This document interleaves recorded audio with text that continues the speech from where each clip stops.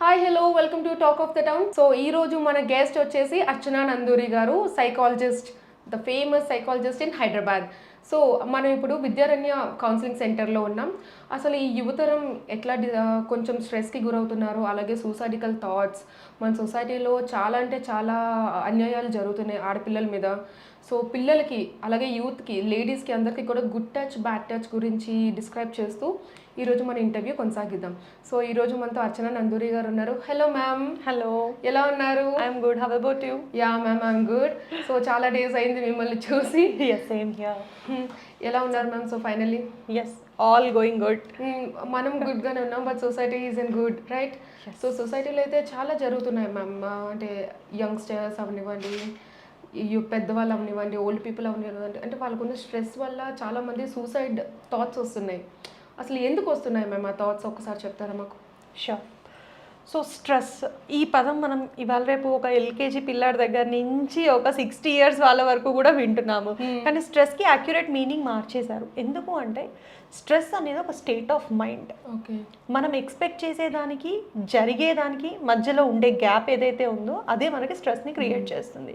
ఇవాళ రేపు ప్రతి వాళ్ళకి ఎక్స్పెక్టేషన్స్ లెవెల్స్ అనేవి ఎక్కువ పెరిగిపోతున్నాయి అండ్ డిసప్పాయింట్మెంట్స్ ఎక్కువైపోతున్నాయి, పేషెన్స్ లెవెల్స్ తగ్గిపోతున్నాయి. ఎగ్జాక్ట్లీ. సో ఇవన్నీ కూడా జరగడానికి కారణం ఏంటి? మన జాయింట్ ఫ్యామిలీ సిస్టమ్ నుంచి న్యూక్లియర్ ఫ్యామిలీ సిస్టమ్స్కి వచ్చేసాం. Yes. So every one is having independent nature.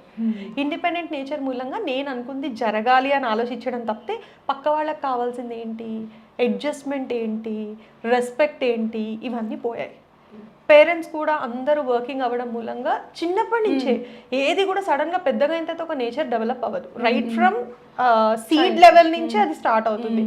So చిన్న ఉన్నప్పటి నుంచి ఏం చేస్తున్నారు పేరెంట్స్ కూడా, యాజ్ దే ఆర్ వర్కింగ్, వాళ్ళకి ఏం కావాలంటే అది కొనివ్వగలుగుతారు. లేకపోతే కంఫర్ట్, అబ్బా వీడు ఏడుస్తున్నాడు, ఫోనా ఇచ్చేద్దాం, ఓకే పక్క వాళ్ళు కొట్టాడు ఏడుస్తున్నారా, ఓకే లెట్ దెమ్, ఇలా ప్యాంపరింగ్ అనేది స్టార్ట్ అయిపోయింది because of their own comforts. ఈ వీళ్ళ కంఫర్ట్స్ కోసం పిల్లలకి కంఫర్ట్ జోన్ అలవాటు చేశారు. ఇప్పుడు పిల్లలకి కంఫర్ట్ జోన్ అలవాటు చేసేసరికి వాళ్ళు దాన్ని బ్రేక్ చేసి బయటికి రావడం కష్టమైపోయింది. దాని మూలంగా ఏంటి, ఎక్కడికి వెళ్ళినా కూడా adjustmental issues, because they can't sharing problem ఉంది, కాంప్రమైజింగ్ ప్రాబ్లం ఉంది. దాని మూలంగా చిన్నది ఒకళ్ళు ఒక మాట అన్నారు అంటే కూడా స్ట్రెస్కి గురవుతున్నారు.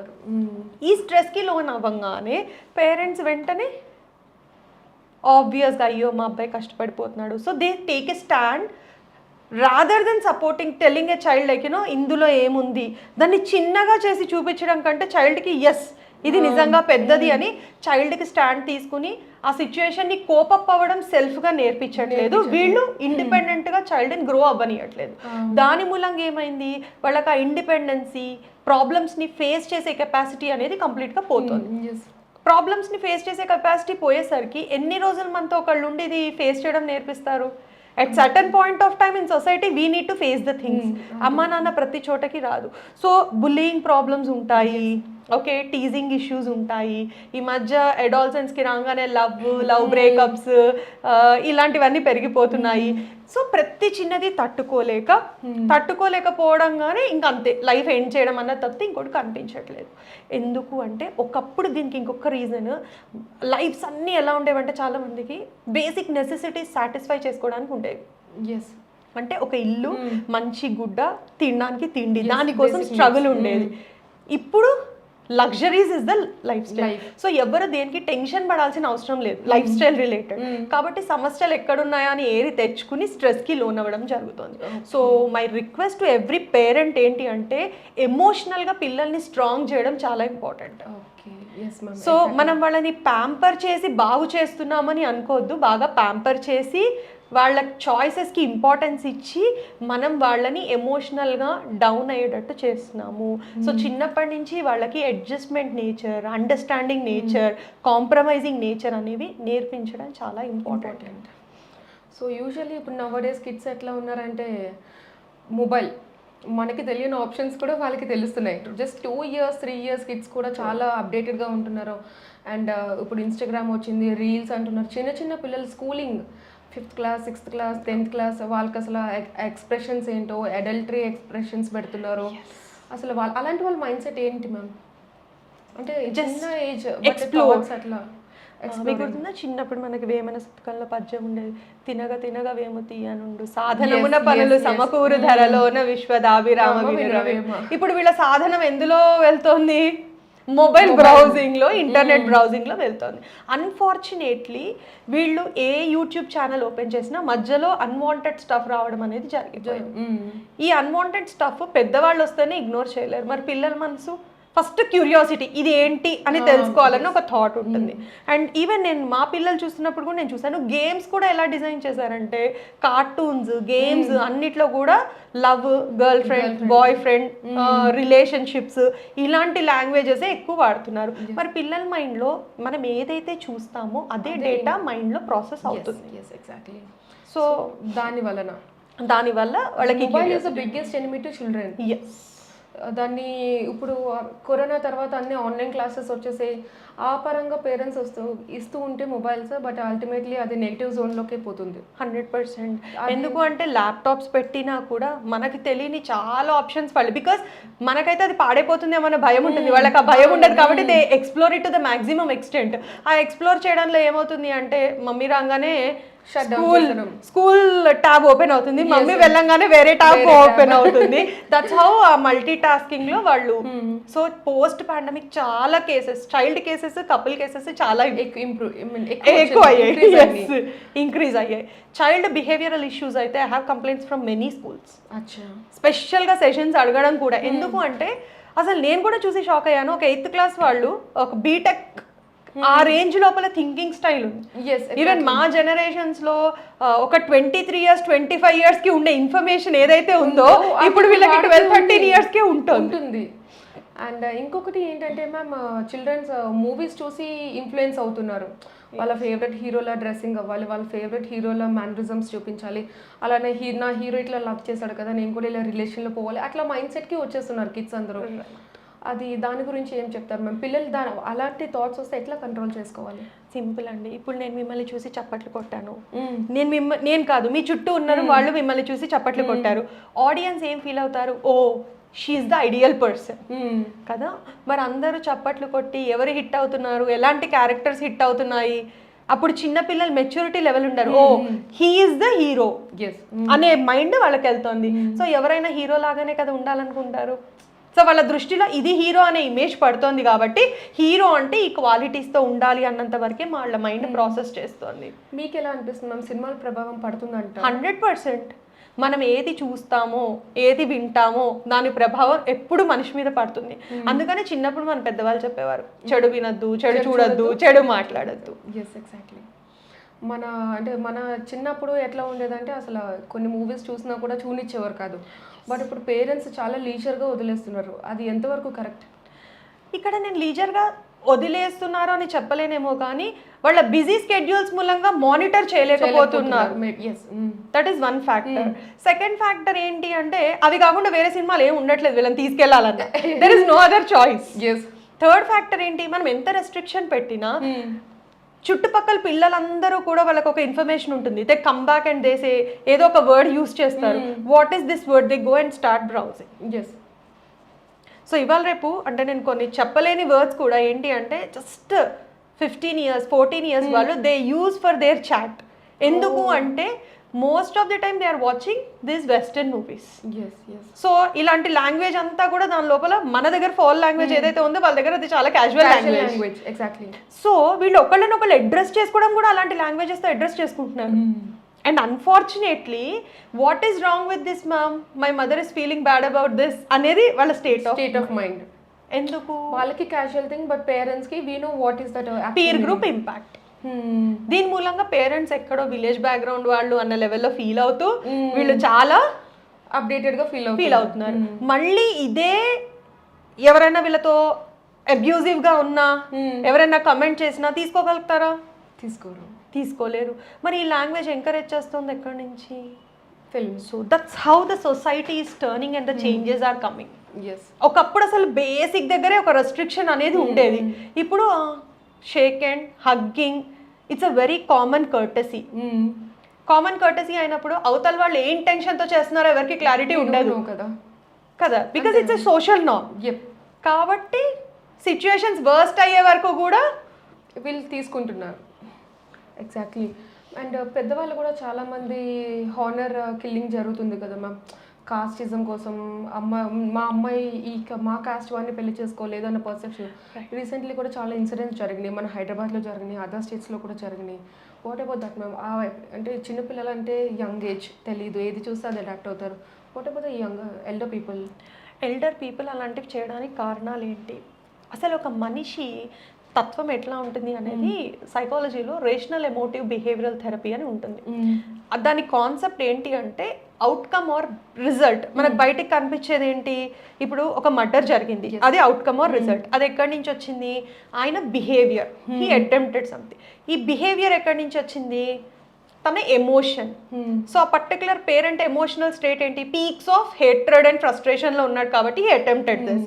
ఈ ఎమోషన్ ఎక్కడి నుంచి వచ్చింది, దట్ థాట్ ప్రాసెస్. ఏమని, how can these people do this. Ancestors ప్రభావం కూడా ఉండి ఉంటారంట. ఈ థాట్ ప్రాసెస్ ఎక్కడి నుంచి వచ్చింది అంటే బిలీఫ్ సిస్టమ్ నుంచి వచ్చిందని చెప్తారు. సో బిలీఫ్ సిస్టమ్స్ అనేవి ఎక్కడి నుంచి నాటుకున్నాయి, యాన్సెస్టర్స్ నుంచి, వాళ్ళు ఉండే ఎన్విరాన్మెంట్లో. అందుకనే సిటీలో పుట్టి పెరిగిన వాళ్ళకి అంటే కమ్యూనిటీస్కి డిఫరెన్స్ ఉంటుంది. సిటీలో పుట్టి పెరిగిన వాళ్ళు, అబ్రాడ్లో పుట్టి పెరిగిన వాళ్ళు, లేకపోతే రూరల్ ఏరియాస్ నుంచి. సో ప్రతి వాళ్ళ మైండ్ సెట్లో డిఫరెన్స్. ఎందుకు అంటే మనిషిని డిఫరెన్స్ చేసేది ఏంటి అంటే వాళ్ళ థాట్ ప్రాసెస్. మన కళ్ళు ఒకటే, ముక్కు ఒకటే, ఇయర్స్ ఒకటే, all are same. Only what is difference between you and me is my mindset is different from your mindset. కాబట్టి వీళ్ళ స్ట్రాంగ్ బిలీఫ్ సిస్టమ్ ఏంటి, పరువు అంతే. సో పిల్లలు అంటే పరువు, వాళ్ళు పరువు తీసేశారు అంటే వాళ్ళు ఉన్నా ఒకటే పోయినా ఒకటే అనే ప్రిన్సిపల్ వాళ్ళలో బలంగా నాటుకుపోయి ఉంటుంది. దాని మూలంగా ఇలాంటివన్నీ జరగడం. నాకు ఇంకో డౌట్ కూడా ఉంది మ్యామ్, అంటే అంత ఇష్టంగా పెంచుతారు కదా, అంటే ఈ ఒక్క విషయం చేత ఇవన్నీ ఇంకా క్లోజప్ అయిపోతాయా? వాళ్ళ స్ట్రాంగ్ బిలీఫ్ సిస్టమ్ ఏముంది, వాళ్ళ స్ట్రాంగ్ బిలీఫ్ సిస్టమ్ ఇంతే ఉంది. నేను ఇంత ప్రేమగా పెంచినా కూడా నువ్వు నన్ను చీట్ చేసావు. సో వాళ్ళ ఒక్క ఏరియా వాళ్ళది తీసుకోలేరు. అది కూడా ఎందుకు, వాళ్ళు ఉండే సొసైటీ కానీ రిలేటివ్స్ కానీ వీళ్ళని చాలా అవమానించి చూసినప్పుడు people who had that pride, వాళ్ళు పరువుకే అంటే వాళ్ళకి అప్పటిదాకా జనాలు ఒక ట్యాగ్ ఇస్తారు, ఒక లేబుల్ ఇస్తారు, ఈయన పరువుకి ఇది, లేకపోతే ఈవిడ పరువుకి ఇది, వీళ్ళంటే ఇది అని. అది ఎప్పుడైతే ఆ లేబుల్ పోతుంది అనే ఫియర్ ఉంటుందో దాని మూలంగా ఇవన్నీ తీసుకోలేక ఇలాంటి అటెంప్ట్స్ చేయడం అనేది జరుగుతుంది. That's very unfortunate. అందరూ అంత దూరం వెళ్ళలేకపోవచ్చు, బట్ కొన్ని కేసెస్లో వెళ్తున్నారు. సో దాని లోపల వాళ్ళు చాలా డిప్రెషన్కి లోన్ అవ్వడం కానీ, బేసికల్గా వాళ్ళకి సైకలాజికల్గా చిన్నప్పటి నుంచి డిస్టర్బెన్స్ ఉండడం కానీ, లేకపోతే ఓవర్ పొసెసివ్నెస్ టువర్డ్స్ డాటర్ ఉండడం కానీ, ఇలాంటి రీజన్స్ అవుతాయి. సో చిన్నప్పుడు జరిగే ఇన్సిడెంట్స్ వల్ల అడల్ట్ అయిన తర్వాత ఏమైనా సొసైటీ మీద హార్మ్ చేసే సిచ్యువేషన్స్ ఉంటాయమ్మా? అవి చేయొచ్చు. అయితే సొసైటీకి హార్మ్ చేసే వాళ్ళకంటే సెల్ఫ్ హార్మ్ చేసుకునే వాళ్ళ కేసెస్ ఎక్కువ ఉంటాయి కంపారిటివ్లీ. ఓకే, అయితే చైల్డ్ డిస్టర్బెన్సెస్ అనేవి జనరల్గా మనకి 2 రీజన్స్ ఉంటాయి. ఒకటి ఎన్విరాన్మెంటల్ ఇంపాక్ట్, రెండోది genetical impact. So genetical impact మూలంగా బిహేవియరల్ చేంజెస్ కనుక వస్తే సైకోటిక్ బిహేవియర్స్ అనేవి డెవలప్ అవుతాయి. వాటిని మనం చిన్నప్పుడే ఐడెంటిఫై చేసి ట్రీట్ కనుక చేయకపోతే that will be a difficult task. జనరల్గా ఇలాంటి సైకోటిక్ బిహేవియర్స్ డెవలప్ అయ్యే వాళ్ళలో ఏంటంటే ఫ్యామిలీ సిస్టమ్ సరిగ్గా ఉండదు. డిస్టర్బ్డ్ ఫ్యామిలీ సిస్టమ్, ఎన్విరాన్మెంట్ ఉన్న ప్లేసుల్లోనే పిల్లలు అలా తయారవుతారు. Because there is no control, monitoring system, no discipline. So వాళ్ళకి కావాల్సినట్టు వాళ్ళు పెరుగుతారు. సో వాళ్ళకి ఎవరు ఒక సపోర్ట్ ఉండరు కాబట్టి వాళ్ళు ఏం చేస్తారంటే వాళ్ళకి వాళ్ళు తీసుకోవడం నేర్చుకుంటారు. చిన్నప్పుడు అందరు పిల్లలు షేరింగ్ ఉండదు. సో వీటికి కావాల్సింది లాక్కోవడమే తెలుస్తుంది. అలా తెలియకుండా అలాంటి బిహేవియరల్ స్టైల్స్ అనేవి డెవలప్ అవుతాయి. కాబట్టి ఎవరన్నా పెళ్ళిళ్ళు చేసుకున్న వాళ్ళు చిన్న వాటికి పోట్లాడుకుని డైవర్స్లోకి వెళ్ళిపోవడము, పిల్లల్ని ఇగ్నోర్ చేయడము, అంత ఉంటే అసలు పెళ్ళిళ్ళు చేసుకోకూడదు. అంతే కదా మ్యామ్. పోనీ పెళ్ళిళ్ళు చేసుకున్న పిల్లల్ని కనుకోడు. Because we have right over our life but not someone's life కదా. సో అలా పిల్లల్ని చాలా మంది డిప్రెషన్కి వెళ్ళిపోయిన వాళ్ళు, వాళ్ళ లైఫ్ మొత్తం యాంగ్జైటీ కానీ, కాన్ఫిడెన్స్ పోవడం కానీ, ఇన్ఫీరియారిటీ ఫీలింగ్స్ కానీ ఇలా డెవలప్ అయిన పిల్లలు చాలా మంది ఉంటారు. సక్సెస్ రేషియో డిస్టర్బ్డ్ ఫ్యామిలీస్లో చాలా తక్కువ ఉంటుంది. ఓకే. అండ్ పేరెంట్స్ కూడా ఎలా తయారయ్యారో అంటే మ్యారేజ్ చేసుకుంటారు, ఎందుకు చేసుకుంటారో తెలీదు, చేసుకున్న 1 yearకే చాలా డివోర్స్ కేసెస్ వస్తున్నాయి. ఎట్లా కాకుండా మంత్లీ ఒక 16 to 20 కేసెస్ వరకు డివోర్స్ కేసెస్ కోర్టులో షెడ్యూల్ అవుతున్నాయి. మరి వాళ్ళ మైండ్ సెట్ ఏంటి? As you set first question ఉంది కదా మనకి, స్ట్రెస్ అని చెప్పి. ఎందుకు అంటే మనము అసలు నిజం చెప్పాలంటే ఇవాళ రేపు సిస్టమ్ ఎట్లా అయిపోయిందంటే ఈ యూనివర్స్లో హ్యూమన్ బీయింగ్ తప్పితే ప్రతి ఒక్క జీవి కానీ లేకపోతే ఒక సన్ కానీ ప్లాంట్ కానీ ఏదైనా కూడా ఇవ్వడం అనేది ఒకటే తెలుసు. ఓకే, మనం చెప్పినా చెప్పకపోయినా అప్రిషియేట్ చేసినా చేయకపోయినా హ్యూమన్ బీయింగ్ ఒక్కడే నాకు అవతల వాళ్ళ నుంచి ఏమొస్తుంది అని ఆలోచించే మైండ్ సెట్తో ఉంటాం. సో ఎప్పుడు మనం ఏం చేయాలి అని మనం ఆలోచించాం, అవతల వాళ్ళు చేస్తే నేను చేస్తాను. సో ఇలా స్లోగా ఇదే ఇండిపెండెంట్ నేచర్తో డెవలప్ అయిన వాళ్ళు పైగా ఇవాళ రేపు పెళ్ళిళ్ళు ఎప్పుడు అవుతున్నాయి? When both of them are independent.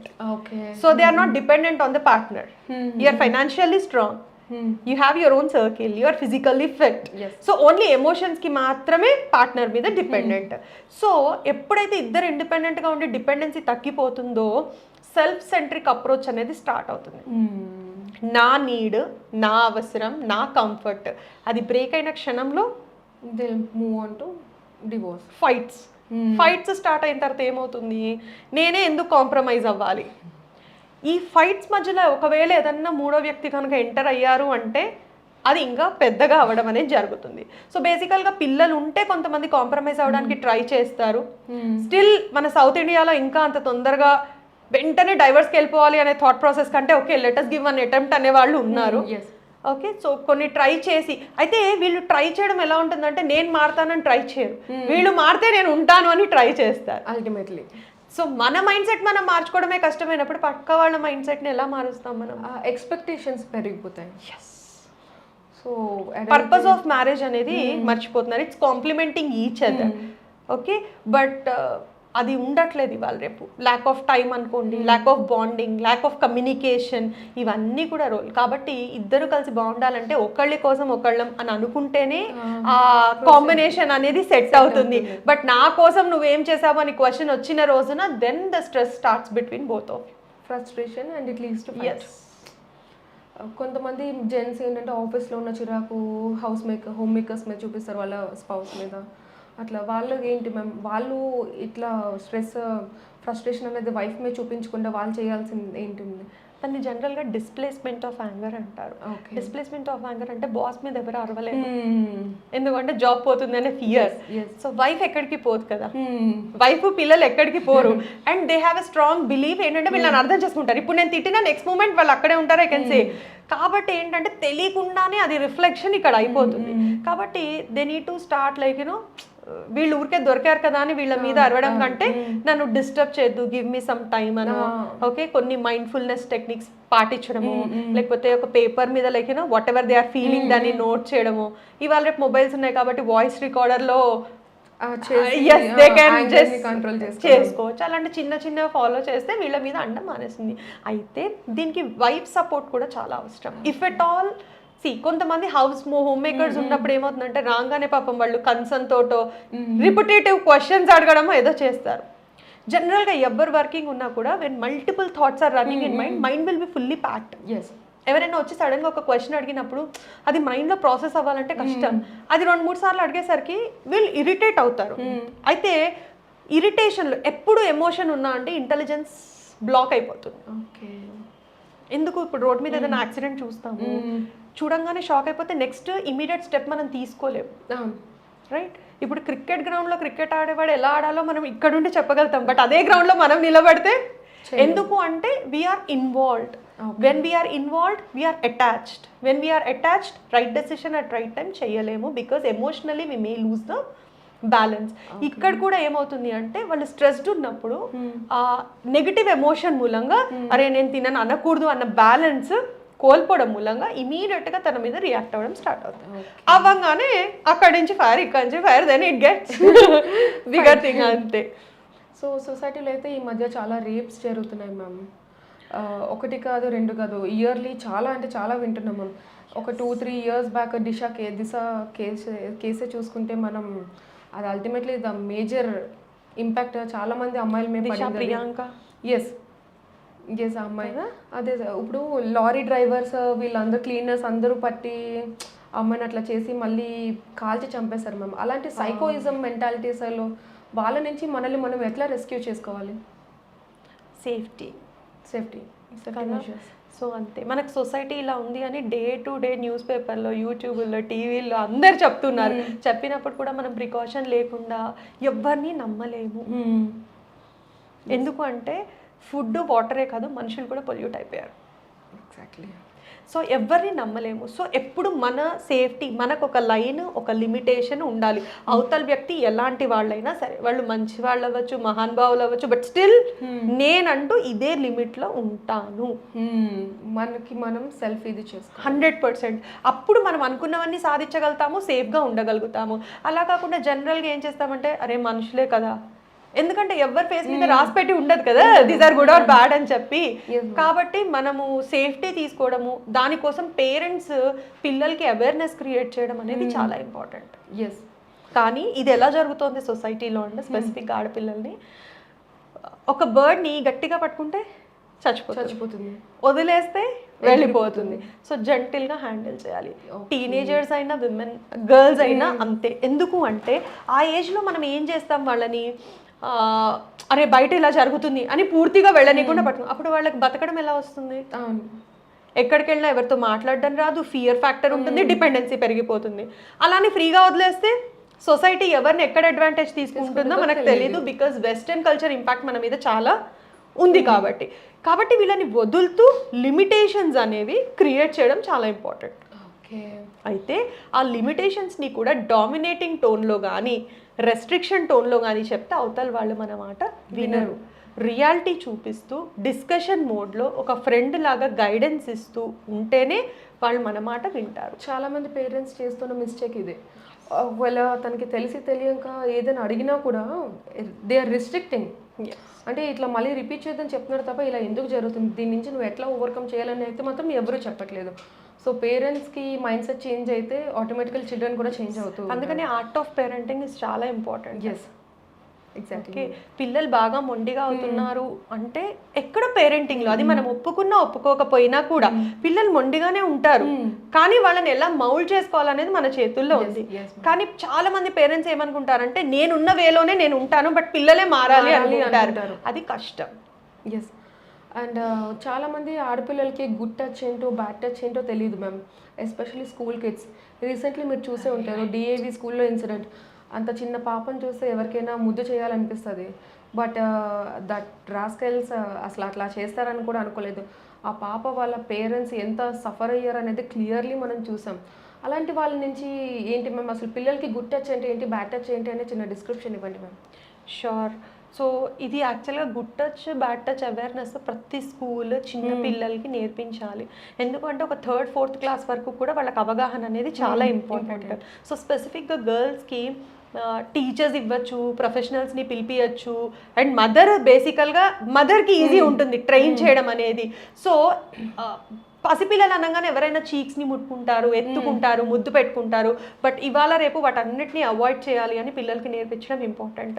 So ఈ నెక్ పార్ట్ నుంచి నీస్ పార్ట్ వరకు ఖచ్చితంగా పిల్లల్ని ఎవరు టచ్ చేయకూడదు. Don't allow any person to touch you except your mother అనేది వాళ్ళకి మనం బలంగా ట్రైన్ చేయాల్సి ఉంటుంది. ఎవరు టచ్ చేసినా నాకు వచ్చి చెప్పాలి. ఎగ్జాక్ట్లీ. అయితే ఈ కాన్ఫిడెన్స్ మనం పిల్లలకి ఇవ్వకపోతే జనరల్గా ఒకప్పుడు కానీ ఏమయ్యేది, అమ్మ వీళ్ళు నన్ను ముట్టుకున్నారు అనగా ముట్టుకుంటే ఇప్పుడు ఏమైంది దానికి కూడా అనేసరికి పిల్లలు షేరింగ్ మానేస్తారు. First point. సెకండ్ పాయింట్ ఏంటి, అసలు నువ్వు ఎందుకు ముట్టుకొని ఇచ్చావు అనగానే కూడా షేరింగ్ మానేస్తారు. ఎందుకంటే చిన్నపిల్లలు కాదండి, పెద్దవాళ్ళు కూడా మొహమాటానికి కానీ, భయానికి కానీ, ఇలాంటి సిచ్యుయేషన్స్ని ఎలా హ్యాండిల్ చేయాలో వాళ్ళకి తెలియదు. కాబట్టి ఇది పర్సనల్గా కొంతమంది అంటే బ్యాక్ని టచ్ చేస్తారు, నడుముని టచ్ చేస్తారు. అసలు ఎవ్వరూ కూడా పిల్లల్ని ముద్దు పెట్టుకోవాల్సిన అవసరం లేదు.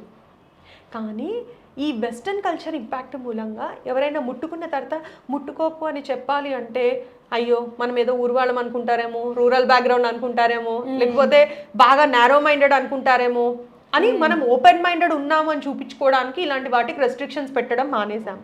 కానీ అలాంటి పార్ట్స్ పక్కకు పెట్టి అట్లీస్ట్ చైల్డ్గా వాళ్ళని ఎడ్యుకేట్ చేసి ఎవరైనా రమ్మంటే వెళ్ళకూడదు, ఎవరైనా ఏదైనా పెడితే తినకూడదు. చిన్న పిల్లలకి ఏం తెలుసు, ఐస్ క్రీమ్ చాక్లెట్ ఇస్తా అంటే హ్యాపీగా తీసేసుకుంటారు, రైట్? అండ్ బెదిరిస్తారు. ఇప్పుడు ఆ కేసులో కూడా జరిగింది అదే విషయం. బెదిరించినప్పుడు పిల్లలు భయపడతారు కదా, వాళ్ళకి తెలీదు, వాళ్ళకి రియాలిటీ అనేది తెలీదు. బ్రెయిన్లో ఎప్పుడు కూడా ఏది బలంగా ముద్ర పడుతుందో అది మాత్రమే తిరుగుతూ ఉంటుంది. సో మదర్ ఇచ్చే కాన్ఫిడెన్స్ అవతల వాళ్ళు పెట్టే భయం కంటే ఎక్కువగా తిరగాలి. ఓకే. తండ్రి కూతురికి ఇచ్చే నమ్మకం ఏదైతే ఉందో, ఎవ్వడు పెట్టినా కూడా మా నాన్న హీరో, మా నాన్న నాకు ఉన్నాడనే కాన్ఫిడెన్స్ ఆ చిన్న పిల్ల మదిలో బలంగా నాటుకుంటే అప్పుడు ఇలాంటివన్నిటిని కూడా వచ్చి షేర్ చేసుకునే కంఫర్ట్ అనేది ఉంటుంది. కాబట్టి ఎవ్వరు తప్పులు చేసినా మన పిల్లని మనము ఆపేయాలి అనుకోవడం కంటే అవతల వాళ్ళని ఎలా ఫేస్ చేయాలి, ఎక్కడ ఆపాలి అనేది మన పాపకు మనం ట్రైనింగ్ ఇచ్చుకోవడం చాలా ఇంపార్టెంట్. నాట్ ఓన్లీ చిన్న పిల్లల్లో గర్ల్సే కాదు మ్యామ్, అబ్బాయిలు కూడా ఇట్లా మొలెస్టేషన్కి గురవుతున్నారు. మీరు చూసే ఉంటే రీసెంట్లీ యూపీలో ఒక ఇన్సిడెంట్ జరిగింది. ఒక జస్ట్ హీస్ 4-5 కిడ్, నాకు తెలిసి ఈజ్ ఫస్ట్ స్టాండర్డ్ సంథింగ్. తనకి మరి అబ్బాయిలో ఏం చూసారో ఐ లిటరలీ డోంట్ అండర్స్టాండ్. అంత సైకోపాత్స్ ఉన్నారా అనిపిస్తుంది సొసైటీలో. అయితే ఇందులో 2 టైప్స్ ఉంటారు. ఒకటి సైకోపాత్, లైక్ పీడోఫీలియా అంటారు, who get attracted to small kids. Yes. Okay, అది ప్రాబ్లం అన్నమాట. సెకండ్ పార్ట్ ఏంటి అంటే వాళ్ళకి డిస్ఫంక్షనల్ లైఫ్ ఉంటుంది. వాళ్ళకి చిన్నప్పటి నుంచి బ్యాడ్ హ్యాబిట్స్ కానీ, బ్యాడ్ ఎన్విరాన్మెంట్ కానీ, వాళ్ళకి ఏదైనా సబ్స్టెన్స్ అబ్యూస్ కానీ, ఓకే, ఇలాంటివి ఉండడం. ఇంకొకటి ఏంటి, విపరీతమైన డిజైర్స్ ఉండడం. ఓకే. సో ఇలాంటి కండిషన్స్లో విపరీతమైన డిజైర్స్ ఉన్నా, సబ్స్టెన్స్ అబ్యూస్ ఉన్నా వాళ్ళు విదక్షణ కోల్పోతారు. అప్పుడు ఎక్కడ ఏం చేయాలి, ఎలా ఉండాలి అనేది తెలియదు. వాళ్ళకు ఒక సోర్స్ ఏదన్నా కావాలి. కాబట్టి అప్పుడు వాళ్ళు ఏంటి ఎలా అనేది ఏమీ లేకుండా జస్ట్ అంతే, ఇంకా అనిమల్కి మనిషికి అనేది తేడా ఏది ఉండదు. సో అలా బిహేవ్ చేయడం అనేది జరుగుతుంది. సో అబ్బాయి అయితే ఆ కేసు మరి ఎందుకు పబ్లిక్ చేయలేదో మాకైతే తెలీదు. చాలా న్యూస్ ఛానల్స్లో అయితే రాలేదు, జస్ట్ యూట్యూబ్లో మాత్రమే వచ్చింది అది. ఆ అబ్బాయి ఇప్పుడు హాస్పిటల్లో ట్రీట్మెంట్ తీయించుకున్నాడు. It's been 2 months, but public నోటీస్కి రాలేదు, ఏది జరగలేదు. He's taking throat treatment. మరి అంత సైకోయిజమా మ్యామ్? అంత రూట్ పర్సన్స్ మన చుట్టూ తిరుగుతారు. అలాంటివి పేరెంట్స్ చూసుకోవడము, రిలేటివ్స్ గమనించడము చేయగలిగితేనే ఇది చెప్తున్నాను కదండి. అలాంటి కేసెస్ మాత్రం స్పెసిఫిక్గా బ్యాడ్ చైల్డ్హుడ్ అంటే ఫ్యామిలీ డిస్ఫంక్షనల్ ఫ్యామిలీ ఉండడం మూలంగా, వాటి మూలంగానే ఇలాంటి సబ్స్టెన్స్ అబ్యూస్, బ్యాడ్ ఫ్రెండ్షిప్స్, అక్కడి నుంచి ఇలాంటి పాన్ వాచ్ చేయడము, ఇలాంటి వాటిలోకి రావడము, వాటి మూలంగా మైండ్ మొత్తం ఈ థాట్స్ తప్పితే వేరే ఉండవు. దాని మూలంగా వాళ్ళు ఏం చేస్తున్నారు, ఏం చూస్తున్నారు అనే జ్ఞానం కూడా వాళ్ళు కోల్పోతున్నారు. That is the main reason. కాబట్టి ప్రతి స్కూల్లో educating kids is very much important. So ఇప్పుడు మనం బ్యాడ్ టచ్, గుడ్ టచ్ ఆడపిల్లలకే కాదు అబ్బాయిలకు కూడా నేర్పించడం అవసరం. నేను కొన్ని స్కూల్స్లో ట్రైనింగ్ ఇచ్చినప్పుడు it's not just for girls, boys కూడా. కాకపోతే మనం చెప్పేటప్పుడు గర్ల్స్కి కొంచెం ఎక్కువ పార్ట్ని టచ్ చేయకూడదు అని చెప్తాము. బాయ్స్ని కూడా no one is suppose to touch your private parts. Okay, compulsory వాళ్ళకి అవేర్నెస్ ఇవ్వాలి. లేకపోతే ఏమవుతుంది అంటే చాలామంది క్యాజువల్గా ముట్టుకున్నట్టు ఉంటారు, బట్ అది ఆ టచ్ ఏ రోజున ఎక్కడికి దారి తీస్తుంది అనేది ఎవరికి తెలియట్లేదు. Exactly ma'am. సో అమ్మాయిలు మొలెస్టేషన్ నుంచి తనని తను సేవ్ చేసుకోవడం ఎలా? చాలామంది అమ్మాయిలు మొలెస్టేషన్కి గురవుతారు మ్యామ్. వాళ్ళు భయంతోనో దేంతోనో బయటికి చెప్పరు, బట్ వాళ్ళు సెల్ఫ్ సఫర్ అవుతున్నారు, డిప్రెషన్కి వెళ్తున్నారు. నేను ఇలాంటి కేసెస్ చాలా చూసాను మ్యామ్. బట్ ఒక వర్డ్స్ వరకు I can help, but ultimately వాళ్ళకి ట్రీట్మెంట్ ఇచ్చేది సైకాలజిస్ట్. సో మీరైతే వాళ్ళకి ఏం చెప్తారు, అలాంటి వాళ్ళకి ఎట్లా ఓవర్కమ్ చేయాలి? స్పెసిఫిక్గా ఇలా జరగడానికి కారణాలు ఏంటంటే మనం అవతల వాళ్ళకి ఇచ్చే చనువు, లీనియన్స్, అది ఫస్ట్ పాయింట్. అన్ని కేసెస్లో అలా ఉంటుందని నేను చెప్పాను. కొన్ని కేసెస్లో లీనియన్స్, ఫ్రెండ్లీగా మాట్లాడుతున్నారు, మంచిగా అనిపించడం, మాట్లాడడం. ఓకే, సెకండ్ కేసు ఇవాళ రేపు ఉన్న ఈ వాట్సాప్, ఫేస్బుక్, ఇన్స్టాగ్రామ్ లోపల కొంతమంది చాట్ చేయడము, వీళ్ళ ఫొటోస్ని డౌన్లోడ్ చేయడము, నీ ఫోటో బాగుంది ఇంకోటి పంపించు అంటే పాపం తెలియకుండా వీళ్ళు పంపించడము, then you will be trapped. Blackmailing. ఎందుకంటే ఫోటో పంపిస్తే చాలు, అది ఎలాంటి ఫోటో అయినా పర్లేదు, మేము పేరెంట్స్కి చెప్తా అంటే ఏం చేయగలుగుతుంది? That is the second. Third point వచ్చి ఏమవుతుంది అంటే గ్రూప్స్లో లేకుండా ఇండివిజువల్గా వెళ్ళడము, లేకపోతే మన అమాయకత్వాన్ని అవతల వాళ్ళు అడ్వాంటేజ్ తీసుకోవడం. సో మనం చేయగలిగేది ఏంటి? First thing, don't give leniency to anyone. ప్రతిదానికి మనం ఇందాక కూడా అనుకున్నట్టు ప్రతిదానికి మనకంటే ఒక గీత అనేది ఉండాలి. ఎంతవరకు ఎస్ ఫ్రెండ్ కరెక్ట్, కానీ ఎంతవరకు ఫ్రెండ్? ఏ మాట వాడే వరకు ఫ్రెండ్, షేక్ హ్యాండ్ ఇచ్చే వరకు ఫ్రెండా, హక్ చేసుకునే వరకు ఫ్రెండా? ఓకే, బ్రాడ్ మైండెడ్ అగ్రీడ్, కానీ మనకు కూడా అప్పుడు డిస్కంఫర్ట్ అనేది ఉండకూడదు. సో డిస్కంఫర్టబుల్ నీకు అవతల వ్యక్తిలో ఎక్కడ కనిపించినా కూడా you need to keep a full stop. So art of saying no is very important. Yes. చాలా మంది మొహమాటానికి నో అని చెప్పడానికి ఇబ్బంది పడతారు, అదే ఇలాంటి ప్రాబ్లమ్స్లోకి తీసుకెళ్తుంది. సో నెక్స్ట్ పాయింట్ ఏంటంటే don't go anywhere alone. Yes. Stay with groups, stay with your friends. అది చాలా హెల్ప్ అవుట్ అవుతుంది టు ప్రొటెక్ట్ యువర్ సెల్ఫ్. ఎందుకంటే ఫిజికల్ స్ట్రెంగ్త్ అబ్బాయిలతో కంపేర్ చేస్తే అమ్మాయిలకి బేసికల్గా లో ఉంటుంది. ఓకే, ఏం చేయగలుగుతాం హార్డ్లీ అంటే యూ కెన్ పుష్ చేయగలుగుతాము, కోరకగలుగుతాము, గిచ్చగలుగుతాం.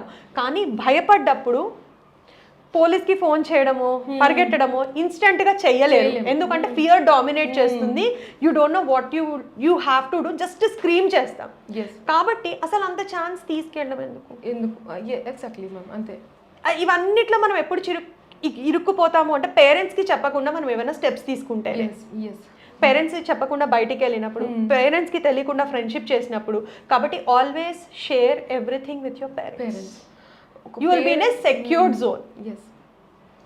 పేరెంట్స్ ఒక విషయం నో అన్నారంటే అది ఎంతో ఆలోచిస్తే కానీ వాళ్ళు అలా చెప్పరు. ఎందుకంటే they are seeing how the society is present scenario ఎట్లా ఉంది అని. కానీ కిడ్స్ మెంటాలిటీ ఎట్లా ఉంటుందంటే అడల్ట్స్ నన్ను రిస్ట్రిక్ట్ చేస్తున్నారు, నాకు ఇంట్లో బంధించేస్తున్నారు, నాకు ఫ్రీడమ్ ఇవ్వట్లేదు అని అలా కూడా కొంచెం డిప్రెషన్లోకి వెళ్ళిపోయే వాళ్ళు చాలామంది ఉన్నారు మ్యామ్. మరి అలాంటి వాళ్ళని డీల్ చేయాలంటే పేరెంట్స్కి ఇంకొక సొల్యూషన్ ఏంటి మ్యామ్? పేరెంట్స్ కూడా కిడ్స్ పర్స్పెక్టివ్ నుంచి ఆలోచించాలి. నేను ఇందాక చెప్పినట్టు రెస్ట్రిక్ట్ చేయాలి, కానీ ఎందుకు చేస్తున్నాం, ఎలా చేస్తున్నాం, ఎంతవరకు.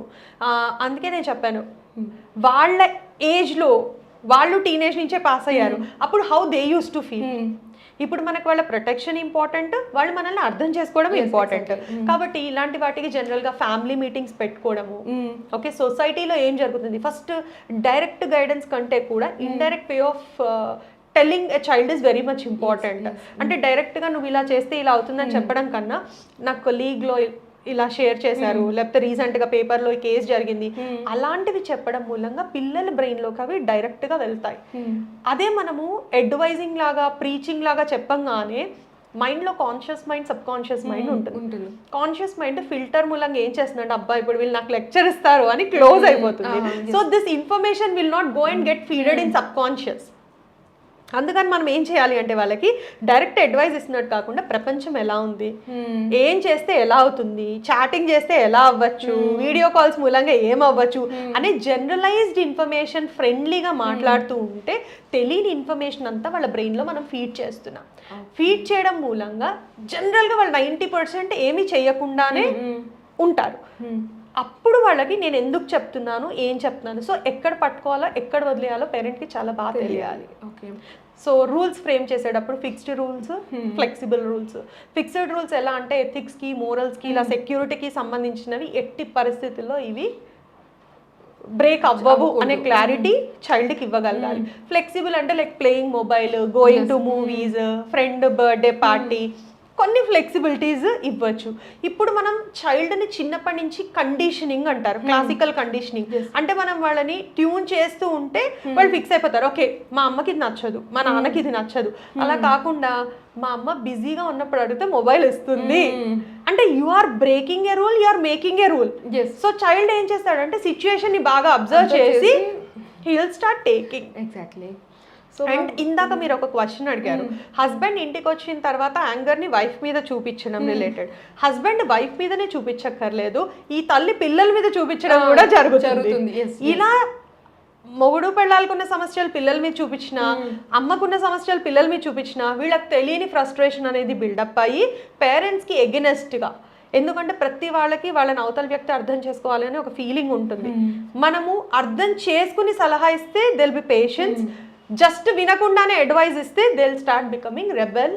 అండ్ వాళ్ళని మనం మార్చలేము, వాళ్ళు మన ముందర తలకాయ ఊపినా వాళ్ళు చేయాల్సినవన్నీ వాళ్ళు నడిపించేస్తారు. సో మ్యామ్ ఫైనలీ ఏంటంటే మన సెలబ్రిటీస్లో కూడా నెపోటిజం మూలంగా రీసెంట్లీ సుశాంత్ సింగ్ రాజ్పూట్ డెత్ జరిగింది కోవిడ్ టైంలో. అసలు he is a well successful man తన కెరియర్ పరంగా. బట్ తనకి ఎందుకు సూసైడికల్ థాట్ వచ్చిందంటారు? అంటే తనకు మనీ పరంగా ఈజ్ వెల్ సెటిల్, కెరియర్ పరంగా is well settle, but why? అది స్టిల్ క్వశ్చన్ మార్క్గా చాలామందికి ఉంది మ్యామ్. చాలామంది సైకాలజిస్ట్ కానీ సైకియాట్రిస్ట్ కానీ ఎవరు కూడా దీనికి ప్రాపర్ ఆన్సర్ ఇవ్వలేకపోయారు. అది చెప్పలేని ఒక కాంప్లెక్స్డ్ కండిషన్. ఎందుకు అంటే డిప్రెసివ్ డిజార్డర్ ఉన్నప్పుడు ఏమవుతుంది అంటే తెలియకుండానే కెమికల్ చేంజెస్ మూలంగా అన్నీ ఉన్న ఒక లోన్లీనెస్ ఫీలింగ్, డిప్రెషన్ అనేది ఉంటుంది, సూసైడల్ థాట్స్ ఉంటాయి, అలాంటి చాలా కేసెస్ ఉంటాయి. అలాంటప్పుడు వాళ్ళకి మెడిసిన్ ప్లస్ కౌన్సిలింగ్ అనేది అవసరం. కానీ తన కేసులో మనకు తెలిసినంత వరకు మెడిసిన్ అలాంగ్ విత్ డ్రగ్స్ అలా చాలా వాటికి వెళ్ళడం అనే చాలా హిస్టరీ విన్నాం. అలాంటప్పుడు ఏమవుతుంది, డ్రగ్స్ కానీ ఆల్కహాల్ కానీ ఇలాంటివి ఉన్న స్టేట్ ఆఫ్ మైండ్ని అగ్రివేట్ చేస్తాయి. ఓకే రైట్, తనకు ఆల్రెడీ డిప్రెషన్ యాంగ్జైటీ హిస్టరీ ఉంది అని చెప్పి ఏదైతే మనం చదివాం అక్యురేట్ రీజన్స్ ఎవరికి తెలియవు. సో ఈ డ్రగ్ వీటి మూలంగా ఏమయ్యాయి, అవన్నీ అగ్రివేట్ అయ్యాయి. అండ్ సూసైడ్ చేసుకోవడానికి ఒక్క నిమిషం చాలు. ఎవ్రీ సెకండ్ వాళ్ళకి రియాలిటీ తెలుసు, కానీ ఆ ఒక్క నిమిషం వాళ్ళు ఆ కాన్షియస్నెస్ని కోల్పోతే వాళ్ళని ఎవరు కాపాడలేరు. So that could be one main reason for his death. Very unfortunate. కానీ అలాంటివి చాలా రేర్ కేసెస్ ఉంటాయి. కానీ డిప్రెషన్కి లోనయ్యే వాళ్ళ కేసెస్ మాత్రం చాలా ఉన్నాయి. అండ్ వాళ్ళు కౌన్సిలింగ్కి వెళ్ళడానికి కానీ మెడిసిన్కి వెళ్ళడానికి కానీ చాలా హెసిటేట్ చేస్తారు. అండ్ మన ఇండియాలో ఉన్న చాలా పెద్ద అన్ఫార్చునేట్ థింగ్ ఏంటి అంటే మనము ఒక దగ్గుకి, కడుపులో నొప్పికి, జ్వరానికి ఇచ్చినంత ఇంపార్టెంట్ మెంటల్ హెల్త్కి ఇవ్వకపోవడం. మెంటల్ హెల్త్ ఒక ప్రొఫెషనల్ అప్రోచ్ అవ్వాలి అంటే నాకు పిచ్చా అని అనుకుంటాము, కానీ మన బాడీ మొత్తం ఫిజికల్ యాక్టివిటీ అంతా డిపెండ్ అయ్యేది మన మెంటల్ హెల్త్ మూలంగానే. ఒక థైరాయిడ్ తీసుకోండి, డయాబెటీస్ తీసుకోండి, బీపీ తీసుకోండి, వీటన్నిటికీ ఏం కారణాలు ఉంటాయి? Nothing. Right, it's all about mental health. Hormonal shifts, mental health. Okay, మనం ఇప్పుడు ఏది తీసుకుని డాక్టర్ దగ్గరికి వెళ్ళినా టెన్షన్ పడద్దు, మెడిటేషన్ చేయండి, కామ్గా ఉండండి. మరి ఇంత ఇంపార్టెన్స్ ఉన్నా కూడా ఒక చైల్డ్ బిహేవియర్లో చిన్న తేడా వచ్చినా, కోపం వచ్చినా, యాంగ్జైటీ వచ్చినా చాలా మంది దాన్ని నెగ్లెక్ట్ చేసి బాగా ముదిరిన తర్వాత తీసుకెళ్తారు. చిన్నగా ఉన్న మొక్కను పీకేయడం ఈజీనా, పెద్ద చెట్టును పీకేయడం ఈజీనా? చిన్నగా ఉన్నప్పుడు అలాంటిది ఒక్కటే కొంచెం పేరెంట్స్ తెలుసుకోవాలి. Right. So thank you ma'am, చాలా అంటే చాలా వాల్యుబుల్ ఇన్ఫర్మేషన్ ఇచ్చారు మాకు. మిమ్మల్ని కలవడం seriously it's very pleasure to me. Same here, nice sharing all these things with you. Thank you. కానీ ఇది సొసైటీలో అందరికీ ఉపయోగపడి ఒక 1% చేంజ్ వచ్చినా కూడా I'll be very much happy. Certainly ma'am, definitely మన ఇంటర్వ్యూ చాలా మంది మైండ్ సెట్స్ చేంజ్ అవుతుంది. పేరెంట్స్ ఎస్పెషల్లీ పేరెంట్స్ వాళ్ళ పిల్లలతో ఎట్లా ఉండాలి, ఎలాంటి సిచ్యువేషన్స్ని ఎలా ఫేస్ చేయాలో చెప్తే ఈ సొసైటీలో మోస్ట్ ఆఫ్ ద ప్రాబ్లమ్స్ అన్నీ కూడా తగ్గుతాయి ma'am. It's very nice talking to you ma'am. Thank you. Have a nice day. All the best. Thank you. By by ma'am. మరిన్ని అప్డేట్స్ కోసం మా టాక్ ఆఫ్ ది టౌన్ ఛానల్ని like చేయండి, share చేయండి, subscribe చేయండి.